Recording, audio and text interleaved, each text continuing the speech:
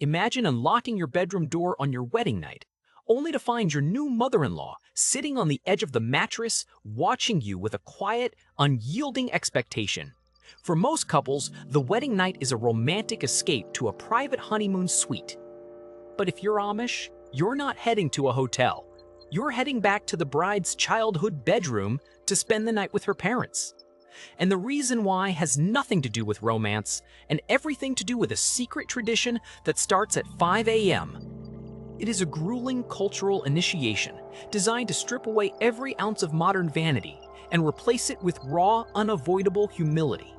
From the moment the sun sets on an Amish wedding day, the romantic fairy tale most of us imagine is completely shattered, replaced by an intense, highly supervised trial of physical labor and communal expectation. To understand this psychological weight, we must look at the sheer exhaustion leading up to it. An Amish wedding is a marathon of physical endurance starting long before guests arrive. The bride is not pampered by makeup artists, nor does she wear a sweeping white gown. Instead, she wears a plain, long-sleeved dress, typically navy blue or purple, which she has sewed herself. There are no diamonds, no gold rings, and absolutely no professional photographers. Hundreds of guests gather at the bride's home, often numbering up to 600.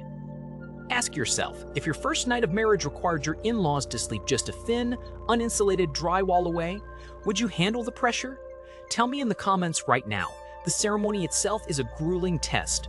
Guests crowd onto hard, backless wooden benches inside a cleared-out barn, sitting in silence for up to 3 hours. The couple is subjected to heavy sermons delivered by ministers, focusing not on personal happiness, but on absolute submission to the church and each other.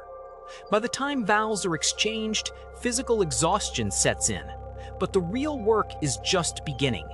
What follows is a massive feast requiring days of preparation. Plates of traditional roast chicken, mashed potatoes, and creamed celery, the Amish symbol of fertility, are served to hundreds of guests in rotating shifts. The bride and groom spend hours standing, serving, and greeting every single attendee, their bodies aching from the relentless pace.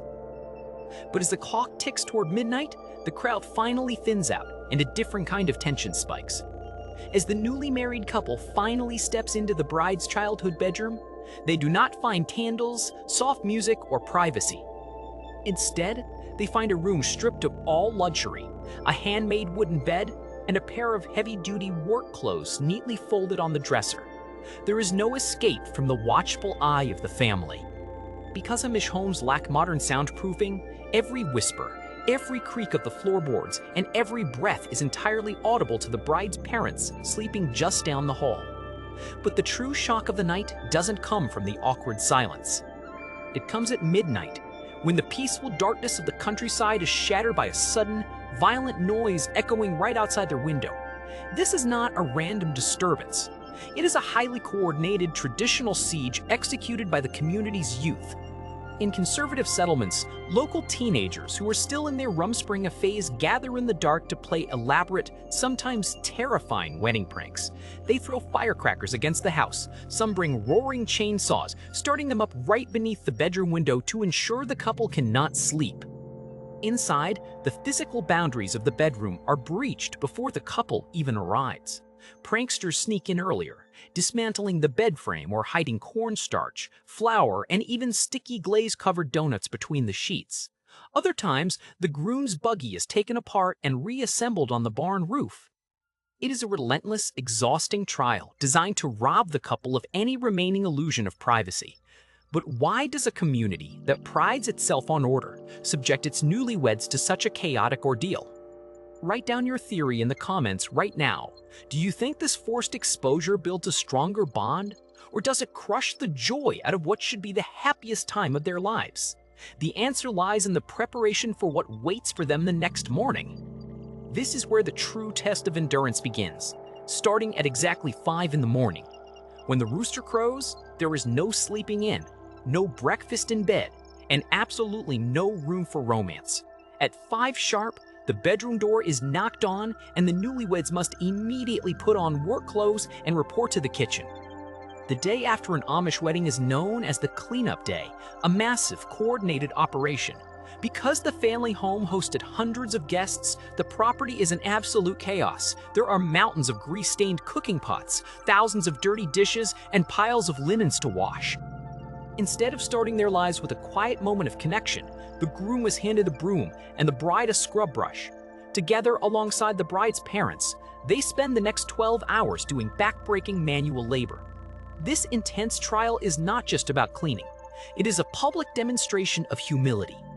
Elders and parents watch the couple closely to see how they handle the transition from the excitement of the wedding to the mundane, exhausting reality of daily life. If the groom complains about sweeping, or if the bride shows frustration while scrubbing dishes alongside her mother-in-law, it is seen as a major red flag. It signals that the couple is not emotionally mature enough for the self-sacrificing nature of an Amish marriage. Ask yourself, would you have the strength to conform to this standard? Would you want to walk away from it all? But the physical trial of the cleanup day is only the beginning of an even longer, more exhausting journey.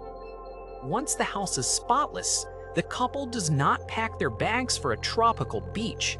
In fact, they will not even have a home of their own for several months.